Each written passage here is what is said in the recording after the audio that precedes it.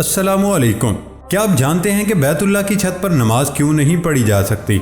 और क्या आप घर में बैठकर मस्जिद नबवी के कोने कोने की सैर करना चाहते हैं? अगर हाँ तो हमारी इस वीडियो को शुरू से लेकर आखिर तक जरूर देखें। दोस्तों, मैं हूँ हम्माद सादिक और आप देख रहे हैं रियलिटी फैक्ट्स। आगे बढ़ने से पहले हमारे चैनल को सब्सक्राइब कर लें और साथ बेल आइकन को प्रेस कर दें। तो चलते हैं आज के इस अमेजिंग सफर पर। फैक्ट नंबर 1, मशहूर जापानी और आलमी शोहरत याफ्ता रेसलर अनोकी 79 बरस की उम्र में इंतकाल कर गए। वो कई साल से सेहत के मसाइल से दोचार थे, जिसके बायस अस्पताल में दाखिल थे। अनोकी की वफात पर जापान में शोक का समा है, क्योंकि जापानी अवाम की अपने रेसलर से खास मोहब्बत थी, मगर उनकी वफात पर लोग गमजदा हैं। अनोकी पाकिस्तान और पाकिस्तानी अवाम से बहुत मोहब्बत और उनसियत रखते थे। वो 1979 में पाकिस्तानी जारा पहलवान से शिकस्त के बाद पाकिस्तान में मकबूल हुए थे। अनोकी ने जारा पहलवान की वफात के बाद उनके भतीजे को जापान में अपनी निगरानी में तरबियत दी थी। यहाँ ये बात भी काबिल तहसीन है, उन्होंने पाक भारत ताल्लुकात के फरोग के लिए भी अपना किरदार अदा किया था। अनोकी ने इराक अमेरिका जंग के दौरान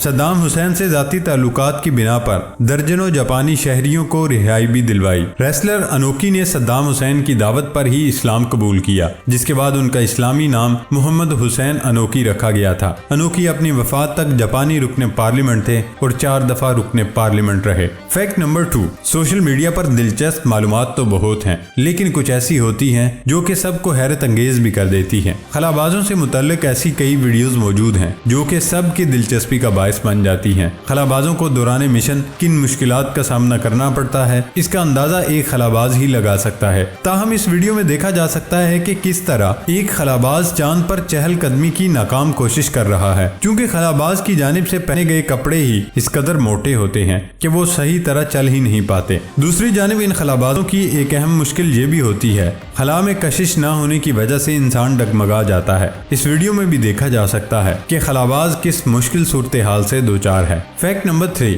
तकरीबन तमाम तिब्बी माहिरीन लोगों को सेब खाने का मशवरा देते हैं, क्योंकि ये फल आपकी सेहत के लिए इंतहाई मुफीद है। सेब का छिलका और गूदा दिल की बीमारी, फेफड़ों के कैंसर और अस्थमा जैसे मुख्तलिफ अमराज के रोकने और इलाज में मदद फराहम करता है। खुसूसन सेब के छिलके में मौजूद ट्रेटरपेनोइड्स मुख्तलिफ इकसाम के कैंसर से लड़ने की ताकत रखते हैं। लेकिन कहीं आप सेब खाने के साथ उसके बीज तो खा लेते? अगर आप ऐसा करते हैं तो हम आपको बताते चलें कि ऐसा हरगिज न कीजिए। तिब्बी माहिरीन का कहना है कि सेब के बीज जहरीले होते हैं और उनमें साइंसाइड मौजूद होता है। अगर आपके वक्त में सेब के तकरीबन 200 बीजों को चबाएं और खा जाएं तो ये उसी वक्त जानलेवा साबित हो सकते हैं, लेकिन अगर इनको सही मिकदार में लिया जाए तो उनका जहर खत्म हो जाता है। सेब के बीज की मुनासिब मिकदार साइनाइड के नुकसान से महफूज रख सकती है और विटामिन B17 कैंसर और ट्यूमर की नशोनुमा को रोकता है। साथ ही इसमें जरूरी खुलियात को छोड़कर कैंसर पैदा करने वाले खुलियात को खत्म करने की सलाहियत भी मौजूद होती है।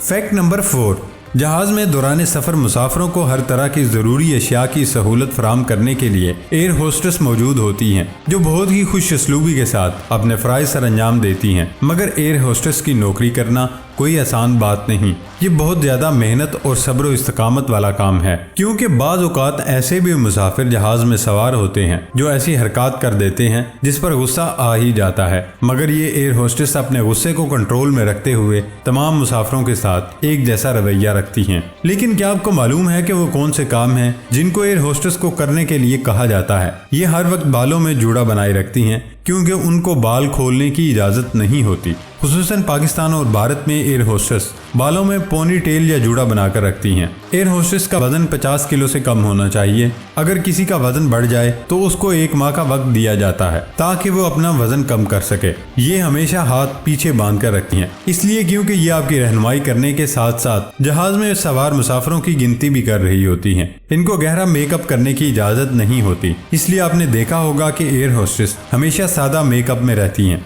लेकिन चीन में सुर्ख रंग की लिपस्टिक लगाने की इजाज़त होती है, क्योंकि सुर्ख रंग चीन का कौमी रंग है। फैक्ट नंबर 5, मस्जिद नबवी की दीदार की सआदत हासिल करने की ख्वाहिशमंदों के लिए खुशखबरी है कि अब वो ये सहूलत घर बैठे अपने मोबाइल के जरिए भी हासिल कर सकते हैं। तमाम आशिकान के लिए खुशखबरी है कि सऊदी हुकूमत के इदारे कुरान कम्प्लेक्स ने वर्चुअल टेक्नोलॉजी की मदद से घर बैठे ही मस्जिद नबवी के कोने कोने के नज़ारे से आंखों को पुरनूर करने का बंदोबस्त कर लिया है। इस वर्चुअल सॉफ्टवेयर को मोबाइल पर डाउनलोड किया जा सकता है और इसके जरिए 360 डिग्री पर उंगली से स्क्रॉल करते हुए مسجد نبوی کے شمال مغرب جنوب اور مشرقی حصوں میں جسے دیکھنا چاہیں دیکھا جا سکتا ہے۔ یہ سافٹ ویئر استعمال کرتے ہوئے آپ کو ایسا محسوس ہوگا کہ آپ خود مسجد نبوی میں موجود ہیں۔ آپ کو اس ویڈیو کی ڈسکرپشن میں ایک لنک دیا گیا ہے جس پر کلک کر کے آپ اس سعادت بابرکت سے مستفید ہو سکتے ہیں۔ فیکٹ نمبر 6، چین ایک بہت بڑا ملک ہے جہاں لوگ مختلف بولیاں بولتے ہیں۔ یہی وجہ ہے کہ ملک کے ایک سرے پر مکانات کی خصوصیات دوسرے سرے والے لوگوں سے بالکل مختلف ہوتی ہیں، تاہم وہاں چند ایسی مخصوص خصوصیات بھی گھروں کا حصہ ہوتی ہیں جو چین کے تقریباً سبھی گھروں میں پائی جا سکتی ہیں، لیکن یہ دنیا کے دیگر گھروں سے مختلف ہوتی ہیں۔ چینی گھروں میں عام طور پر 2 برنر پر مشتمل چھوٹا چولہا استعمال کیا جاتا ہے، جس کی وجہ کچن کے سائز کا چھوٹا ہونا ہوتا ہے۔ چینی شہری ایک ہی وقت میں کئی ڈشز تیار نہیں کرتے، اس لیے انہیں پکانے کے لیے اضافی برنر کی ضرورت نہیں ہوتی، یہاں تک کہ ان کے گھروں میں مائکرو ویو یا اوون بھی کم ہی پائے جاتے ہیں۔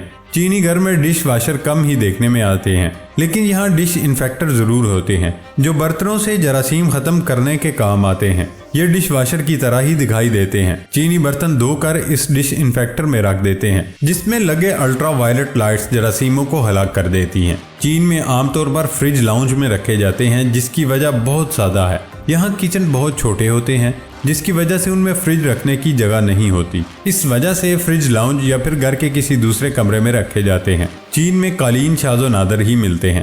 اس کی ایک سادہ سی وضاحت ہے، یہاں ٹائل اور لکڑی کے فرش ہوتے ہیں جو آسانی سے دھو سکتے ہیں، جبکہ قالینوں پر خصوصی توجہ کی ضرورت ہے۔ چینی روزانہ اپنے گھروں کی صفائی کرتے ہیں اور وہ صرف اپنے فرش کو کچرے سے خالی نہیں کرتے بلکہ انہیں دھو بھی دیتے ہیں۔ فیکٹ نمبر 7، ہر مسلمان کی یہ خواہش ابھرتی ہے زندگی میں اسے کبھی نہ کبھی اللہ کے گھر یعنی خانہ کعبہ میں نماز پڑھنے کا موقع ملے، مگر اللہ جب جس کو چاہے اپنے گھر بطور مہمان بلانے کی توفیق عطا یہ اس کی مرضی سے ہے۔ خانہ کعبہ سے متعلق بہت ساری چیزیں ایسی ہیں جن کا ہمیں علم نہیں ہوتا، کیونکہ وہاں کے قواعد و ضوابط کی پاسداری ہر شخص کے لیے تسلیم اور اس پر عمل کرنا لازم عمل ہے۔ ایک اصول کعبۃ اللہ کا یہ بھی ہے کہ بیت اللہ کی چھت پر نماز کیوں نہیں پڑھی جا سکتی۔ اس بات کا جواب کئی افراد کو معلوم نہیں، مگر اس حوالے سے ہم آپ کو مفتی منیب الرحمان کے ریفرنس سے بتائیں گے۔ نبی کریم صلی اللہ علیہ وسلم کے خصائص کے سبب اللہ تعالیٰ نے امت مصطفیٰ کے لیے تمام روئے زمین کو پاک کیا ہے۔ صحیح بخاری کی ایک حدیث مبارکہ کے مطابق، اور میرے لیے تمام روح زمین کو مسجد اور پاک کرنے والی بنا دیا گیا، اور میری امت میں سے جو شخص کہیں بھی نماز کا وقت پائے وہیں نماز پڑھ لے۔ بعض مواقع پر حکمت اور بعض مقامات پر نماز کے تقدس کی خاطر رسول اللہ صلی اللہ علیہ وسلم نے نماز پڑھنے سے منع فرمایا۔ کوڑے خانہ، ذبح خانہ، قبرستان، عام گزرگاہ، حمام، مویشی خانہ اور بیت اللہ کی چھت پر نماز ادا نہیں کر سکتے۔ ان میں سے بیت اللہ کی چھت پر نماز پڑھنے سے ممانعت کا سبب بیت اللہ کا ادب و احترام ہے۔ شارع عام پر نماز پڑھنے کی ممانعت کا سبب عام لوگوں کے لیے دشواری پیدا ہونا اور لوگوں کے آنے جانے کے حق میں رکاوٹ بننا ہے۔ قبرستان میں اگر قبر کی جانب رخ کر کے نماز پڑھی جائے تو بت پرستی سے مشابہت کی بنا پر حرام ہے، اور باقی مقامات پر ناپاکی کا احتمال ہے، اور وہاں پر نماز پڑھنا نماز کی تقدس کی منافی ہے۔ پیارے دوستو، یہ تھی ہماری آج کی ویڈیو۔ ہماری ویڈیو کو لائک ضرور کیجئے گا، اور سب سے مزیدار فیکٹ کون سا لگا کمنٹ باکس میں ضرور بتائیے گا، اور یہ ویڈیو اپنے دوستوں سے ضرور شیئر کریے گا۔ اب ہوتی ہے اگلی ویڈیو میں ملاقات۔ نئی ویڈیو آنے تک اجازت دیجیے۔ اللہ حافظ۔